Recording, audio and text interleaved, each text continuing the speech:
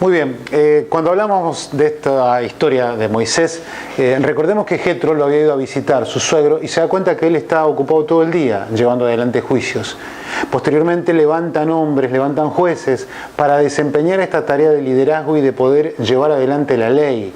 O sea, van a tener que emitir juicio de una manera imparcial, y cuando se encuentren frente a crisis que ellos no saben cómo llevar adelante, cómo dictaminar frente a ellas, ahí sí tenían que ir a Moisés. Hablamos posteriormente de un tribunal, de hombres ancianos, o por ejemplo cuando nos mencionamos el tema de las ciudades de refugio, las 6 ciudades que fueron construidas, 3 a cada lado del río Jordán. O sea, había un sacerdote, hombres ancianos que podían de alguna manera marcar pautas como un tribunal de justicia para saber hasta qué punto era conveniente o no recibir a una persona, brindarle cierta cobertura, protección o quizás llevarlo a juicio. Y por último, una nueva etapa, hablamos ya de la monarquía unida o dividida, donde la autoridad real, el rey, recuerdan el caso cuando le vienen a pedir a Salomón, estas 2 mujeres, que una había perdido a su hijo y traen otro bebé, y entre las dos sostienen que ese hijo es de ambas y él es quien tiene que determinar la justicia. Este es el proceso donde se están desarrollando las leyes civiles. Vamos ahora a entrar a analizar un tema interesante que son los mandamientos que Dios le va a dar a Israel. En este caso tenemos acá los 10, y si ustedes pueden notar, están muy gráficamente divididos en 4 y en 6.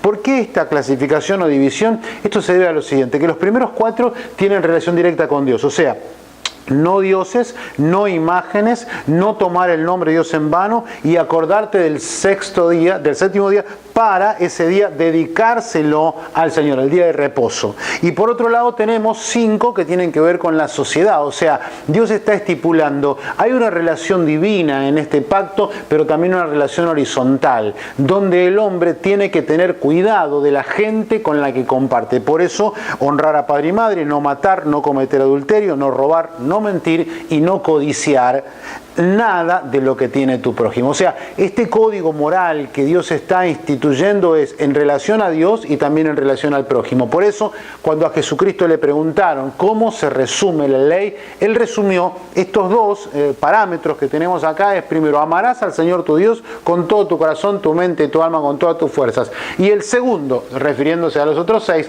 amarás a tu prójimo como a ti mismo. O sea, tengo 4 y 6, amor a Dios y amor al prójimo. Bien, vamos a pasar a la cuestión de las leyes ceremoniales, y nos encontramos acá con estas leyes ceremoniales, se relacionan con esta parte de la Escritura. La parte final del libro de Éxodo, todo el libro de Levítico y los 20 capítulos iniciales de Deuteronomio. Entonces, hablamos que había leyes civiles y leyes ceremoniales. Con respecto a leyes ceremoniales nos vamos a referir al tema de consagración, al tema de apartamiento del sacerdocio. Vamos a hablar también en esa sección acerca de las leyes de Levítico de las ofrendas, cómo pautar las ofrendas, cómo llevarlas, con qué periodicidad tenían que llevarlas. Allí se va a hablar también acerca de las 7 fiestas anuales que Dios había estipulado para Israel, algunas con santa convocación para que todo Israel pudiese participar, y todo eso está relacionado entre el Éxodo, el libro de Levíticos y el libro de Deuteronomio. Vamos a avanzar un poco más y nos encontramos con este concepto. Estas leyes de Jehová fueron dadas a Moisés en el monte Sinaí. O sea, cuando ellos salen de Egipto, año 1446, perciben la maravillosa mano de Dios que abre el Mar Muerto. Cuando ellos cruzan en esta travesía que tienen, estamos hablando del segundo o tercer mes, ellos llegan al monte Sinaí y ahí Dios toma un tiempo fundamental. ¿Por qué? Porque ellos en el camino que Dios tenía preparado, en una cuestión de breves meses iban a llegar a la tierra de Canaán, la tierra prometida al patriarca Abraham. Ahora, Israel necesitaba todas estas estipulaciones para poder avanzar y llegar como una nueva sociedad a la tierra prometida. Pero recordamos que posteriormente ellos, al llegar a Cades Barnea, envían 12 espías. Los espías vuelven con comentarios no muy gratificantes acerca de la gente que vive, desaniman al pueblo y Dios determina allí castigo.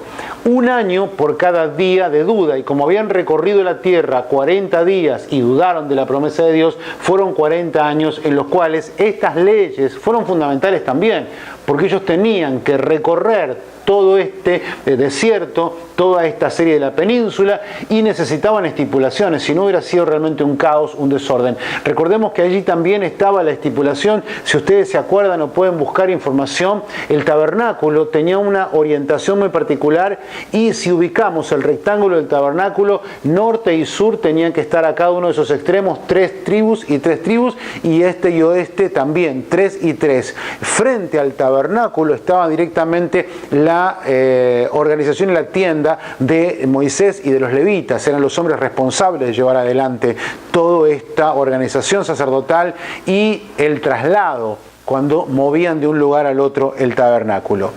¿Qué más? Ya cerrando esta sección, nos vamos a encontrar con diversos tipos de rituales. ¿Sí? Esta ley ceremonial, y son los últimos aspectos que vamos a mencionar.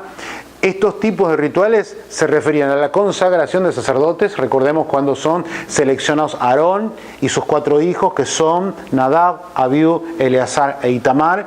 Estos hombres son seleccionados para la función sacerdotal, y Aarón como sumo sacerdote era el hombre que tenía la capacidad o esa gracia de Dios para entrar en el lugar santísimo una vez al año, en el día de Yom Kippur, que era el día de la expiación, el día del perdón, el día en que debían matar un macho cabrío, y él tenía que entrar con la sangre, que era el día del perdón, una santa convocación, un día fundamental para Israel, como lo sigue siendo hoy para la sección de judíos ortodoxos. Y por otro lado, también tenemos en esta sección la cuestión de sacrificios particulares. Esto tiene que ver con los sacrificios que se realizaban en Israel, como el sacrificio de paz, el sacrificio de oblación, el holocausto. Eran sacrificios que los hombres tenían que llevar adelante. Esto está muy, muy detallado en el libro de Levítico en los primeros capítulos. Entonces, recordemos, cuando hablamos de leyes, había leyes civiles y leyes ceremoniales. Las leyes civiles, dentro de las cuales la más conocida es el Decálogo, había conocimiento previo, como el Código de Hammurabi, una sociedad esclavista agrícola donde había control, había misericordia de Dios, trato muy particular de Dios con viudas, huérfanos y esclavos. Y por otro lado estaba el último tema que estamos analizando, la cuestión de leyes ceremoniales, que se divide en estos: sacerdocio y sacrificios. De esta forma estamos cerrando la segunda etapa, el segundo ítem de nuestra sección de organización general del Antiguo Testamento. La primera fue libros históricos, la segunda leyes, y en minutos más seguimos con la tercera etapa.